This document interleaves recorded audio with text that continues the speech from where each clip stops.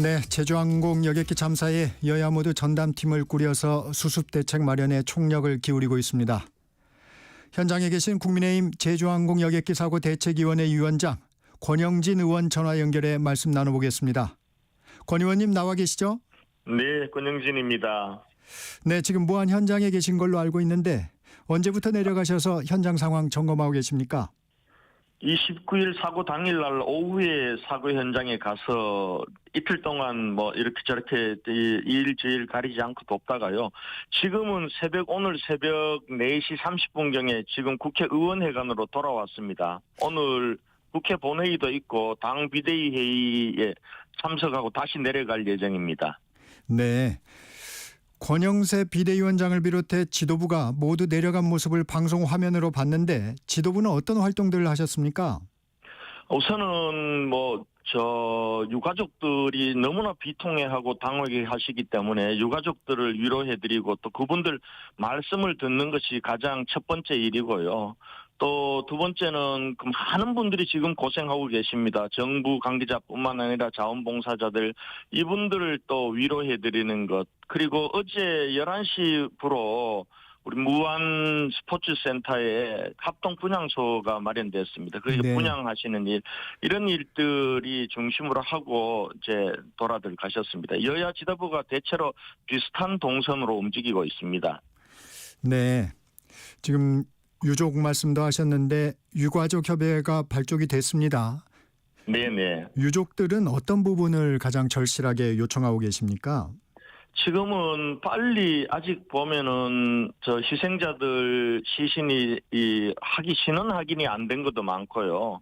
또 유가족들이 보지 못한 분들도 많습니다. 그래서 유가족들을 만날 때마다 우시면서 하루빨리 우리가 이 신원을 확인해서 보고 그리고 장례 절차를 치를 수 있도록 해달라는 그런 부분들이 가장 중요하게 호소하고 있는 것이고요. 아마 이렇게 해서 장례 절차가 끝나고 나면은 사고 원인에 대한 진상 규명 그리고 또 보상 문제 또 유가족들이 트라우마가 굉장히 심할 겁니다. 트라우마 치료와 또 추모 문제 이런 문제들에 대한 지원으로 이어져야 될 것 같습니다. 네. 신원 확인이 늦어지는 이유는 뭔가요? 지금 아시겠지만은 폭발이 일어나고 화재가 일어났습니다. 일어나서 지금 상당히 굉장히 어려운 이 상태입니다. 그렇기 때문에 지금 신원 확인을 하려면은 DNA 검사를 다 해야 되고요.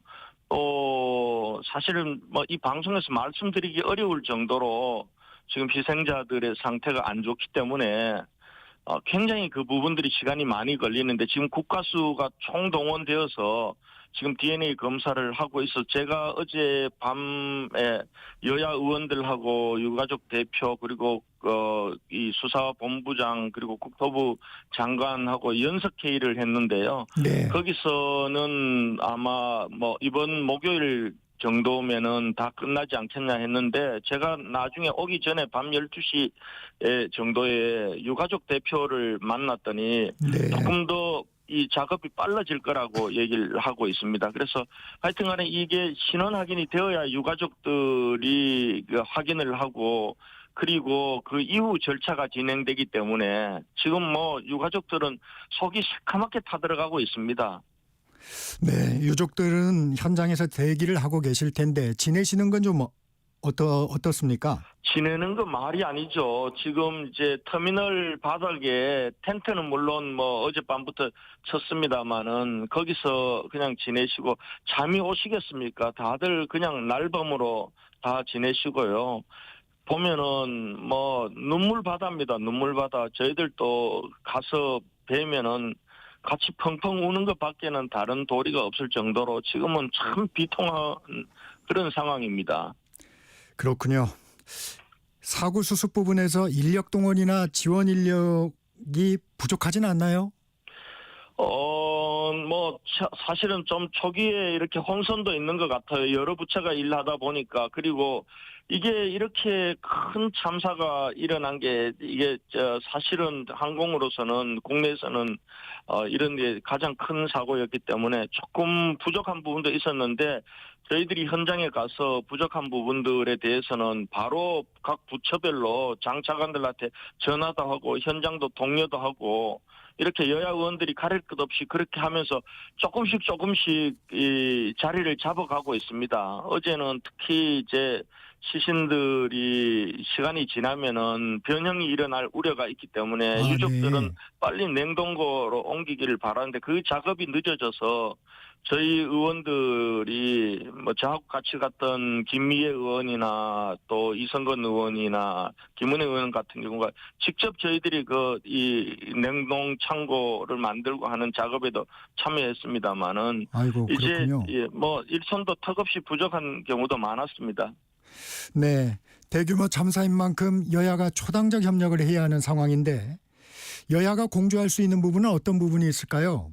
지금 현장에서 상주하면서 하시는 분들, 지금 이 야당 같은 경우도 문진석 간사라든지 정준호 의원이라든지 신정훈 의원 같은 경우 현장에 상주하는데 상주하면서 여야가 뭐 따로따로 없습니다. 같이들 어젯밤에도 밤 9시부터 유족 대표 또 박상욱 국토부 장관 또 전남지사 이렇게 다 모여서 지금 어떻게 하면 빨리 신원 확인을 하고 그리고 그 이후에 유족들에게 어떤 절차와 어떤 속도로 인도를 할 것인가 이 문제를 가지고 1시간 반 동안 같이 머리를 맞대서 해법을 찾는 일도 있었습니다마는 정쟁 앞에서 여야 따로 있으면 안 된다고 봅니다. 가끔씩 현장에 오지 않고 서울에서 그냥 뭐 이렇게 하는 사람들이 자꾸 정쟁을 불러일으키는데 그거 이제 중단해야 합니다. 네.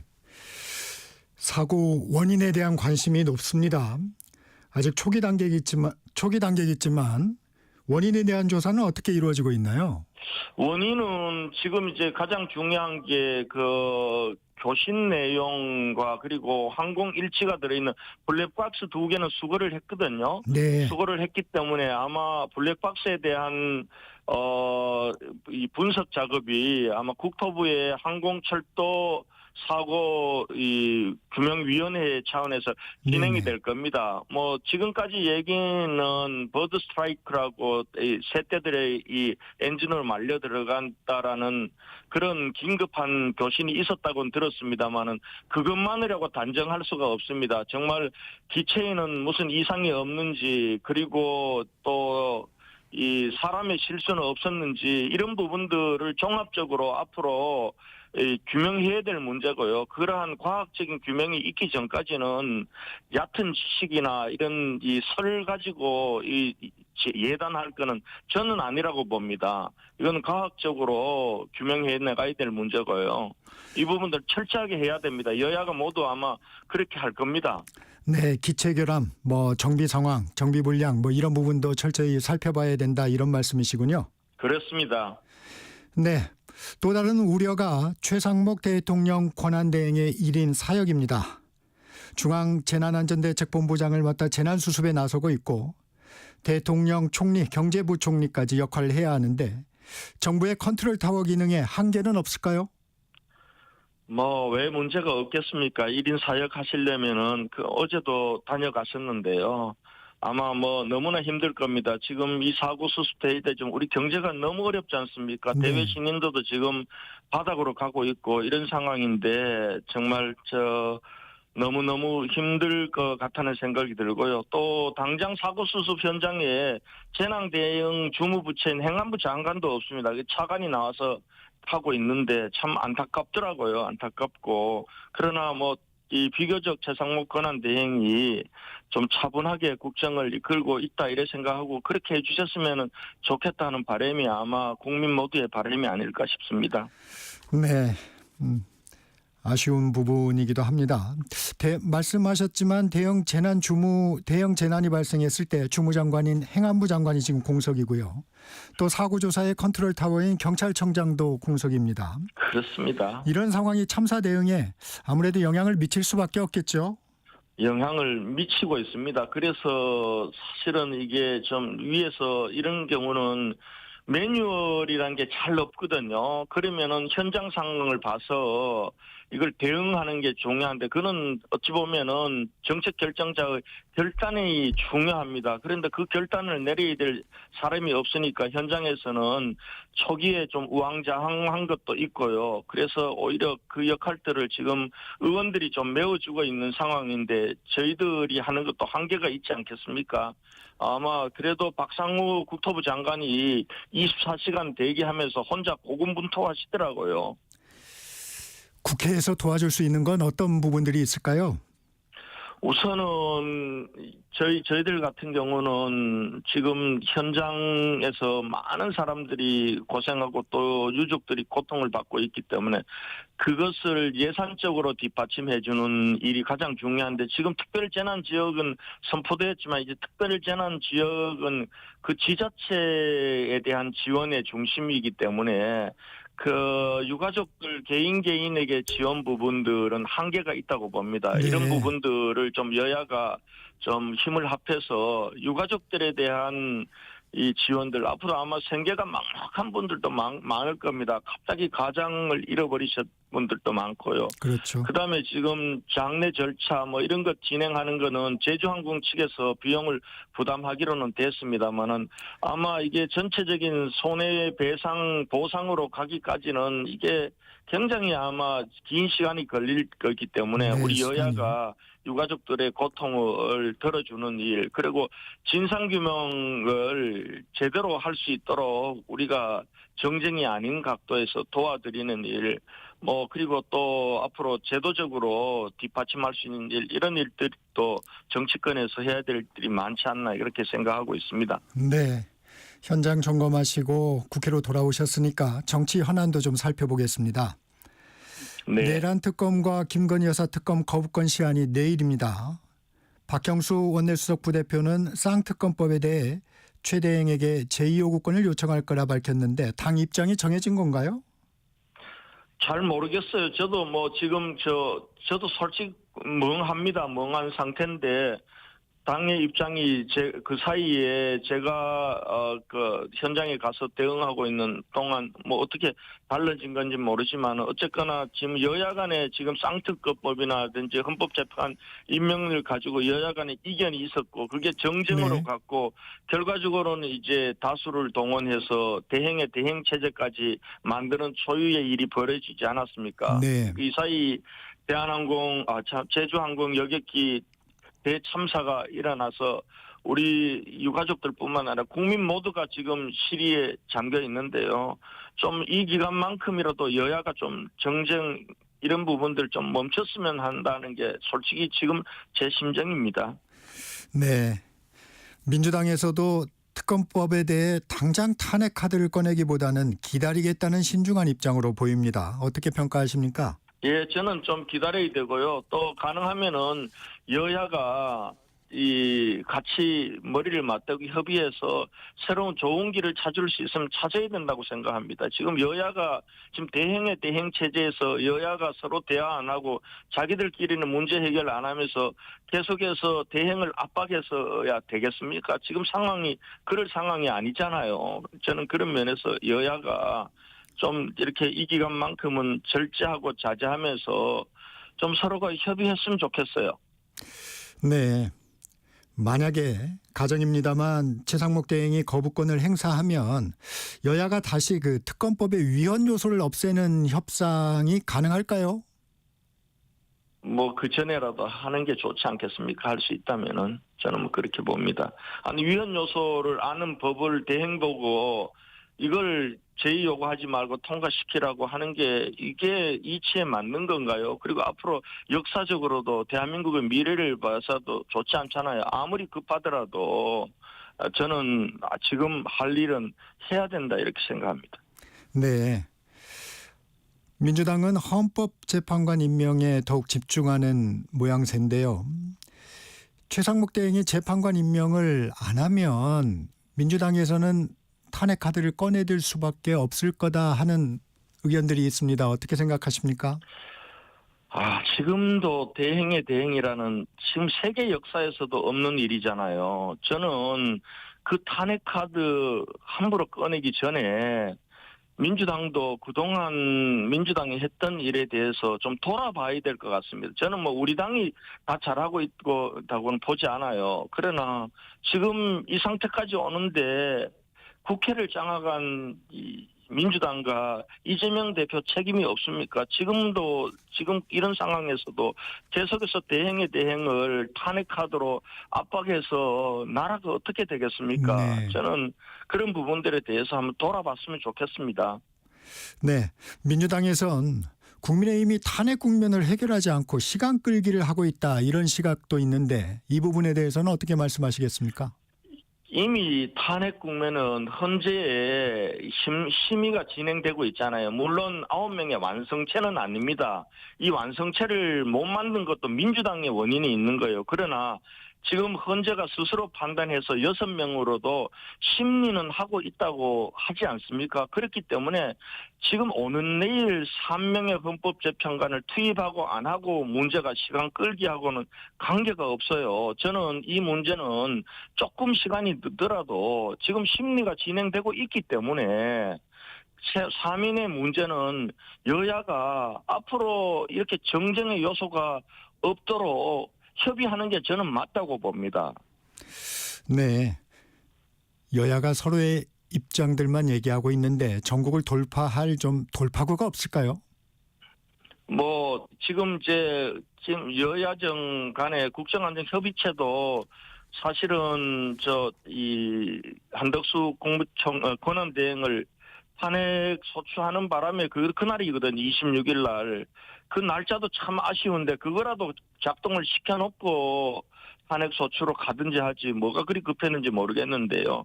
그러한 것들 속에 같이 모여야 됩니다. 만나야 됩니다. 저는 그거부터 해야 된다고 봅니다. 그렇지 않고서는 지금처럼 여야가 팽팽하게 대행에 대행만 압박해가지고는 답이 안 나오는 거죠. 네.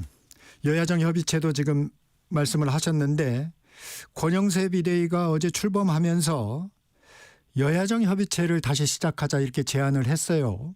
어떤 현안들이 좀 먼저 논의돼야 될까요? 아마 지금 가장 중요한 게 그거 아니겠습니까? 지금 우선은 하나는 우리 제주항공 여객기 사고 수습에 대한 정부 차원의 국회 차원의 지원을 초당적으로 하는 문제가 하나일 거고요. 두 번째는 조금 전에 저희들이 논의했던 헌법재판관 임명과 그리고 쌍특검법 제2요구 문제를 어떻게 할 것인가에 대한 협의 이 부분들을 정말 당리당략을 내려놓고 국민의 입장에서 한번 여야가 머리를 맞대는 그런 국정안전협의체가 돼야 된다 이렇게 생각합니다. 네. 권영세 비대위원장 취임사에서 비상계엄과 대통령 탄핵으로 불안과 걱정을 끼친 데 대해 국민께 사과했습니다. 사과가 너무 늦은 거 아니냐는 지적도 있는데 어떻게 보세요? 그런데 그동안 지금 사실은 지금 이 비상계엄 직후에 여야가 지금 프레임 전쟁을 하면서 한쪽을 무슨 내란 공범이라고 몰고 또 한쪽에 대해서는 탄핵 중독이라고 이렇게 하는 사이에 좀 잊어버렸는데요. 지금 국민의힘 입장에서도 지금 계엄을 지지하는 건 아니거든요. 그날 또 우리 당 의원들이 계엄 해제하는 표결에 18명이나 참여했고 저도 뭐 못 들어갔습니다만 저도 대구에서 소식을 듣고 네. 급히 차를 구해서 달려왔는데 오는 중에 지금 계엄 해제 방망이가 치는 걸 들어서 제가 그 현장에 못 간 걸 너무나 아쉽게 생각해서 제가 그 이후로부터 12일 동안 국회의원회관에서 먹고 자고 했습니다마는 네. 저는 뭐 그런 문제를 찬성하고 하는 건 아니라고 보고요. 결과적으로 우리 여당이기 때문에 대통령의 계엄 부분들을 전혀 아무도 눈치를 못 챘잖아요. 그럼에도 불구하고 그 계엄 부분에 대해서 막지 못한 것 그리고 우리 집권 여당으로서 대통령이 탄핵 이 소추까지 가게 된 과정 이런 부분들은 우리가 또 반성을 해야죠. 네. 비대위원이 인선이 됐습니다. 소장파 임명으로 균형 있는 인사란 평가도 있지만 구색 맞추기 외에 모두 친윤이다 이런 부정적 평가도 있습니다. 어떻게 보십니까? 글쎄요, 뭐 저를 친한으로 보는 사람도 있고 또 어떤 때는 또 최근에는 또 한동훈 대표에 대해서 제가 또 이 반대하고 하니까 또 친윤으로 보는 경우도 있던데 네. 지금 국민의힘에서 친윤 뭐 이게 의미가 있습니까? 대통령이 지금 직무정지 상태됐는데 누가 나 친윤이라고 떠들고 손들고 나오는 사람이 있겠습니까? 저는 뭐 그런 의미 없다고 보고요. 다만 지금 뭐 통합 중요합니다. 중요한데 기계적 균형이나 모양 갖추기 통합이 돼서는 안 돼요. 통합이란 거는 다양한 생각들이 하나로 모아질 수 있는 게 통합입니다. 그 안에서 자기들끼리 또 찢고 뽑고 싸움하면 그게 통합이 되나요? 그런 면에서 우리가 다양한 생각들을 이제 비대위 내로 받아들이기 위해서 구성은 좋은데 과연 운영을 이제는 하나가 되는 운영을 할 수 있느냐? 그게 통합 비대위와 권영세 위원장을 비롯한 비대위의 중요한 과제다 이렇게 봅니다. 일단 비대위원 구성은 좋다 이렇게 판단하시는 건가요? 저는 구성 잘 몰라요. 진짜 누가 비대위원 됐는지도 아직 잘 모르거든요. 오늘 네. 한번 아마 낮이 돼봐야 알 텐데요. 그러나 저도 통합 혁신 비대위가 돼야 된다. 통합뿐만 아니라 혁신하는 비대위가 돼야 된다라고 주장했던 사람이기 때문에 네. 권영세 비대위원장이 합리적이고 균형 감각이 있는 분이기 때문에 그렇게 구성하고 그렇게 끌어갈 수 있지 않을까 그렇게 생각은 하고 있습니다만은 아직 저는 I have no idea입니다. 전혀 정보가 없습니다. 네. 공수처에서 어제 윤석열 대통령에 대한 체포영장을 청구했습니다. 윤석열 대통령이 당당하게 수사에 임하지 않으면서 국민의힘의 입장이 다소 곤혹스러워 보입니다. 당 차원의 입장은 있을까요? 저희들은 뭐 대통령이 당당하게 그 수사도 받고 또 헌재에도 임해야 된다고 보고요. 그러나 지금 사실은 그 며칠 지나지도 않았잖아요. 대통령이 이 변호인단을 구성하는지도 며칠 되지도 않았는데 저는 뭐 체포영장 지금 보니까 그것도 중앙지법이 아니고 남부지법에 이 영장 신청을 했던데요. 서부지법이요? 저는 지금 좀 이 공수처가 다른 수사는 전부 미적거리다가 대통령에 대한 수사만은 이렇게 정광석화처럼 하는구나라는 걸 보면서 조금 씁쓸한 것도 있습니다. 그래서 네. 대통령도 제대로 수사 받으셔야 되지만은 이게 대통령에 대한 이 체포 아닙니까? 이게 네, 유례가 마무리해 없는 주시고요. 거거든요. 그런 면에서 조금은 신중해야 된다 이렇게 생각합니다. 네. 지금까지 국민의힘 권영진 의원이었습니다. 고맙습니다. 네, 감사합니다. 잠시 전하는 말씀 듣고 2부에서는 이광재 전 국회 사무